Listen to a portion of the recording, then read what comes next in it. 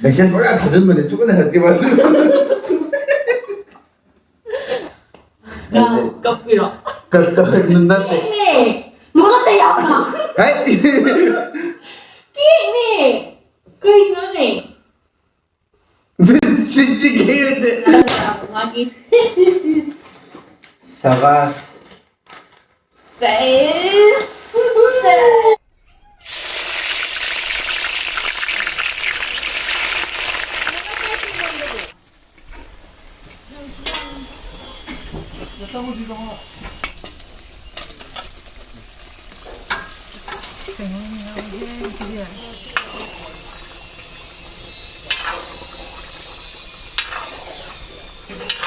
나지 5관이 살거든. 배터리 야우드라이네 adu. Rồi khatam.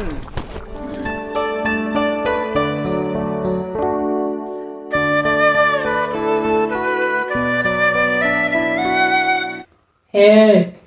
Hey. Lorena. Hello everyone. Mana ye?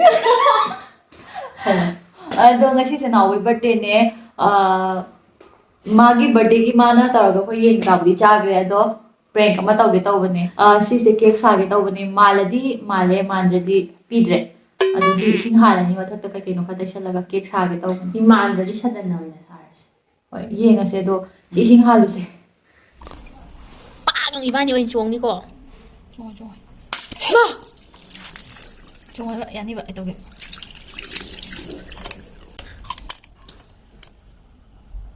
가자 그다음에 탐 이게 다 이렇게 yang kan kan 맛이 다 우리 하러 있는데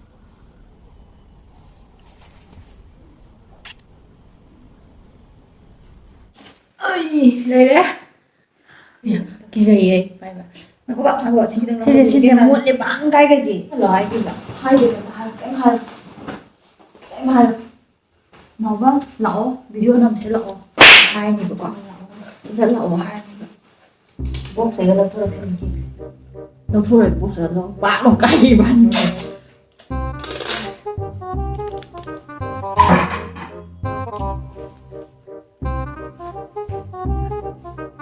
tum bay này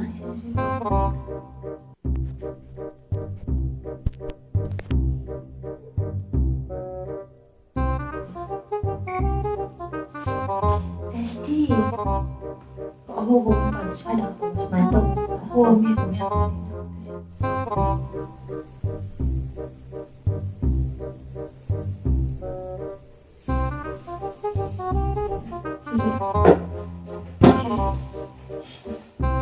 Thích từ thùng hộp để không bột hộp để không cho bột xoay đầu. Okay, they good. Lỗ. Chắc kêu ai đi kìa. Lỗ birthday nằm video nằm gì hả cậu?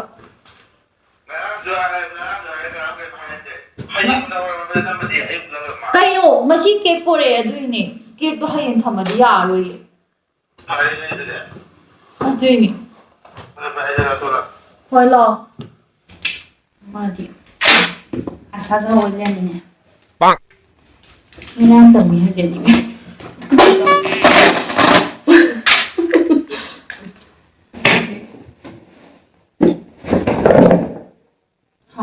Cuman hang kasi cuman hang Godro okay. sila hang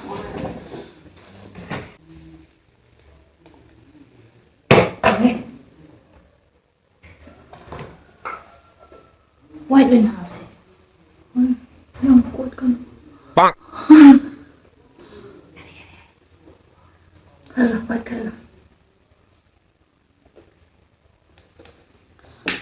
Mayam ado ay kanong biga prank hojik ready oire ko ado prank hodri gani yung mangda mayam da kanyam ta haji hogi hoji Amazon gi oiba Great Republic Day sale tawri bane aduna India gi oiba khwaira gi biggest sale of the year oidoi ba and yes there will be up to 60% off on electronic and accessories up to 70% off on home and kitchen products up to 70% off on daily essentials and yes up to 80% off on top fashion brands ꯑꯗꯨꯒ ꯃꯌꯥꯝ ꯁꯤꯒꯤ ꯑꯣꯐꯔꯁꯦ ꯑꯩꯈꯣꯏꯅ ꯂꯧꯍꯧꯕꯗ ꯅꯠꯇꯅ case ꯀꯔꯣ ꯁꯤꯖꯤꯟꯅꯔꯒ ꯑꯃꯨꯛ use ꯇꯧꯔꯒꯗꯤ ꯍꯦꯟꯅ ꯑꯩꯈꯣꯏꯗ ꯀꯦꯁꯕꯦꯛ ꯂꯥꯛꯀꯗꯣꯏꯅꯦ ꯑꯗꯨꯒ ꯃꯌꯥꯝ ꯑꯩꯅ ꯀꯦꯁ ꯀꯔꯣ ꯁꯤꯖꯤꯟꯅꯔꯀꯥꯟꯗ ꯑꯩꯅ ꯐꯪꯈꯤꯕ ꯄꯩꯁꯥꯗꯣ ꯁꯤꯗ ꯑꯗꯨꯝ ꯍꯥꯞꯆꯔꯝꯒꯦ ꯍꯥꯏꯗꯤ ꯑꯩꯅ ꯑꯔꯟ ꯇꯧꯈꯤꯕ ꯃꯌꯥꯝꯗꯣ ꯑꯗꯨꯗꯣ ꯁꯤꯗ ꯎꯠꯆꯔꯝꯒꯦ ꯑꯗꯣ ꯃꯌꯥꯝ ꯑꯩꯅ ꯁꯨꯝ ꯑꯣꯟꯂꯥꯏꯟꯗꯒꯤ ꯄꯣꯠ ꯂꯩꯕ ꯀꯥꯟꯗ ꯑꯥꯖꯤꯌꯣ ꯑꯃꯥꯖꯣꯟ ꯃꯤꯟꯇ꯭ꯔꯥ ꯃꯣꯏ ꯃꯌꯥꯝꯗꯒꯤ ꯑꯗꯨꯝ ꯄꯣꯠ ꯂꯩꯌꯦ ꯑꯗꯨꯕꯨ ꯃꯣꯏꯒꯤ ꯋꯦꯕꯁꯥꯏꯠꯁꯦ ꯑꯗꯨꯗ ꯈꯨꯗꯛꯇ ꯆꯪꯉꯒ ꯍꯥꯏꯗꯤ ꯗꯥꯏꯔꯦꯛꯠꯂꯤ ꯆꯪꯉꯒ ꯈꯨꯗꯛꯇ ꯆꯪꯉꯒ ꯍꯥꯏ ꯗꯥꯏꯔꯦꯛꯠꯂꯤ ꯆꯪꯉꯒ ꯑꯩ ꯂꯩꯗꯦꯕ ꯑꯗꯨꯒꯤ ꯃꯍꯨꯠꯇ ꯀꯦꯁ ꯀꯔꯣꯒꯤ ꯊ꯭ꯔꯨꯗ ꯆꯪꯉꯒ ꯑꯣꯏꯅ ꯌꯨꯁ ꯇꯧꯋꯦ ꯑꯗꯨꯒ ꯀꯦꯁ ꯀꯔꯣꯁꯦ ꯏꯟꯗꯤꯌꯥꯒꯤ ꯂꯥꯔꯖꯦꯁ ꯀꯦꯁꯕꯦꯛ ꯑꯦꯞꯅꯦꯕ ꯑꯗꯨꯒ ꯃꯌꯥꯝ whatever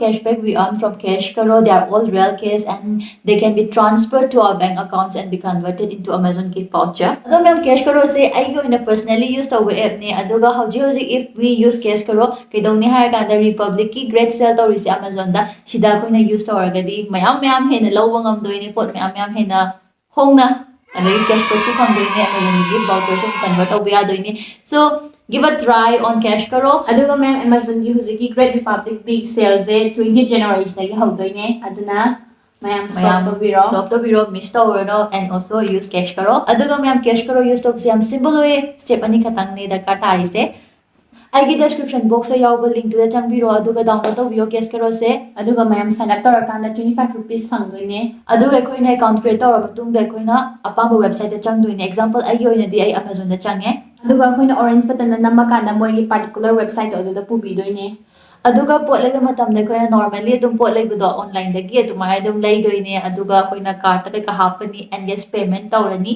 ꯀꯦꯁ ꯀꯔꯣꯒꯤ ꯑꯦꯀꯥꯎꯟꯇ my earningꯅ ꯌꯥꯎꯕꯗꯣ ꯑꯩꯈꯣꯏꯒꯤ ꯄꯩꯁꯥꯗꯣ ꯑꯗꯨꯝ ꯆꯪꯉꯝꯃꯅꯤ ꯆꯪꯉꯤꯕ ꯄꯩꯁꯥꯗꯣ ꯑꯩꯈꯣꯏꯅ ꯕꯦꯡꯛ ꯑꯦꯀꯥꯎꯟꯠ ꯅꯠꯇ꯭ꯔꯒ Amazonꯒꯤ voucherꯗ ꯑꯗꯨꯝ convert ꯇꯧꯕ ꯌꯥꯗꯣꯏꯅꯦ ꯑꯗꯨꯅ ꯃꯌꯥꯝ 1500 ꯍꯦꯟꯅ ꯌꯥꯎꯕ ꯋꯦꯕꯁꯥꯏꯠꯅꯦ ꯀꯦꯁ ꯀꯔꯣꯁꯦ ꯑꯩꯁꯨ ꯂꯣꯟꯁꯨ ꯂꯣꯏ ꯈꯣꯏꯔꯦ ꯑꯗꯣ ꯀꯩꯅꯣ ꯇꯧꯗꯣꯏꯅꯦ ꯑꯗꯨꯝ descriptionꯗ ꯑꯗꯨꯝ ꯍꯥꯞꯆꯔꯝꯒꯦ ꯂꯤꯡꯛꯇꯣ ꯑꯗꯨ ꯆꯪꯉꯒ download ꯇꯧꯕꯤꯌꯣ and yes cash karoꯁꯦ try ꯇꯧꯕꯤꯌꯣ ꯅꯨꯡꯉꯥꯏꯔꯒꯗꯤ ꯑꯗꯨꯝ ꯁꯤꯖꯤꯟꯅꯕꯤꯌꯣ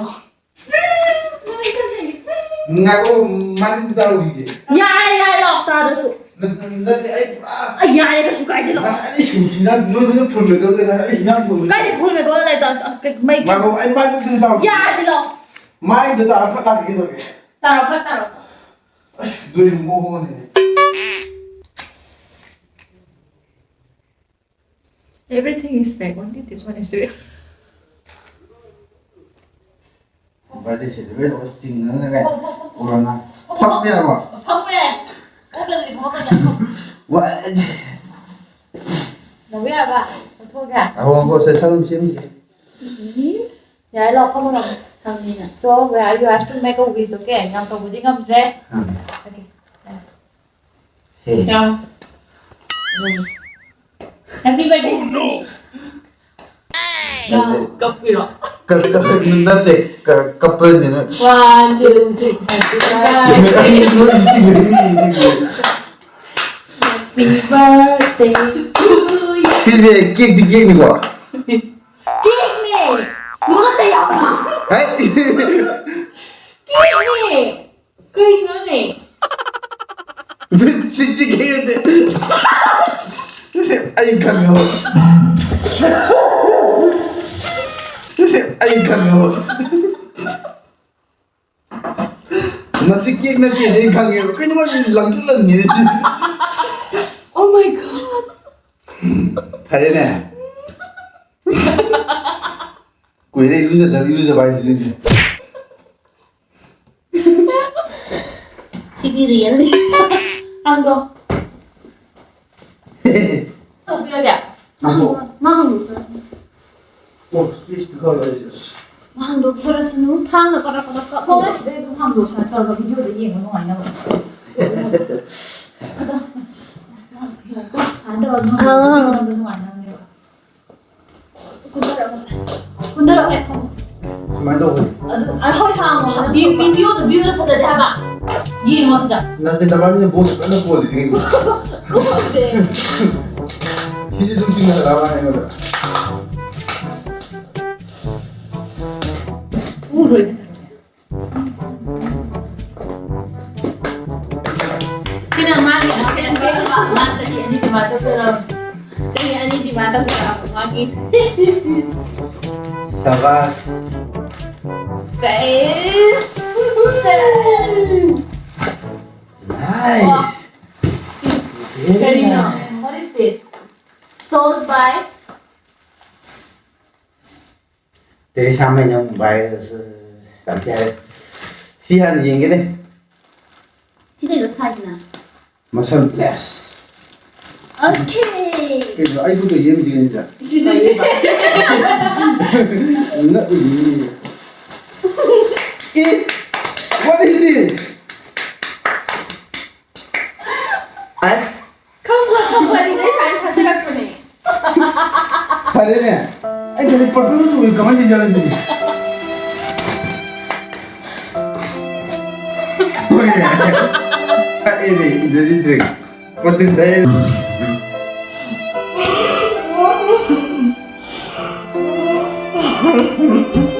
이거 그만이야 많은 납득가 왜 들리지 마 락주에 민원을 넣으네.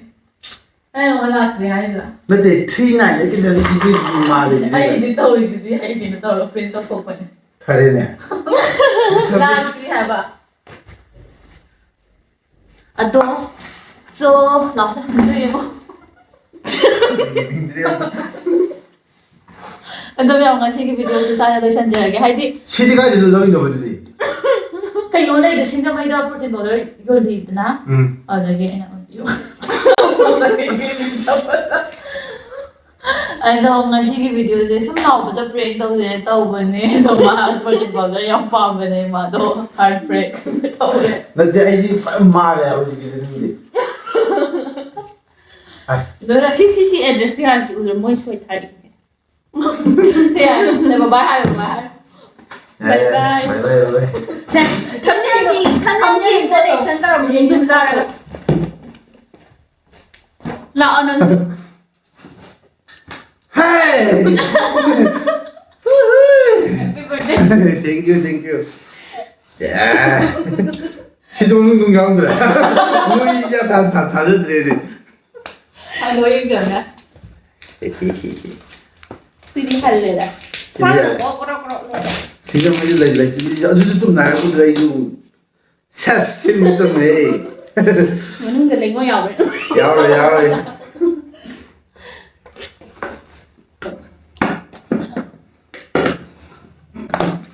아이디 사바스 아 gas meal deh 초콜릿 나. 지라고 난 밤이지. mana Kaya ni tawag ko niya lang. Ay, ako sila nga yung matawa. Biasanya orang tak zaman ni cukup dah hati masuk I want to hide cùng đầu của mình. hai bên ôi nhà xiêm thì này ai đừng thấy được yam tí mà thì hình thấy được đi thấy không này Man. xiêm yam tí Cake to demand bro. mà là cái kia chú mà là anh cầm được cái nít nít lau này xiêm này tham nít cái nít nít lau rồi Ya, quá được xếp rồi ra. khăn này khăn này lính la đi nung đàn nó các bạn chơi tụi nó kia dầu để cái vậy Ado may mga sige video sa lotion dyan.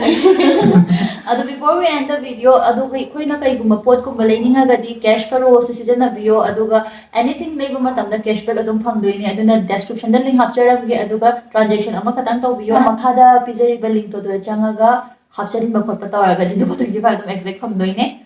No, sige dila sa lagi. Happy birthday. Bye. Thank you. Cake to chocolate. Siko laga no aga thamnim gi tham mo sa. After 2 years ni may pang di matang chahiyan yung haran ba? mana Sina say any sa na han sa ta. mà thấy gì thì 1K ở đây thì sao không thấy rồi 1K thì xôi thôi 1K ye 100K mà Habol na ako video.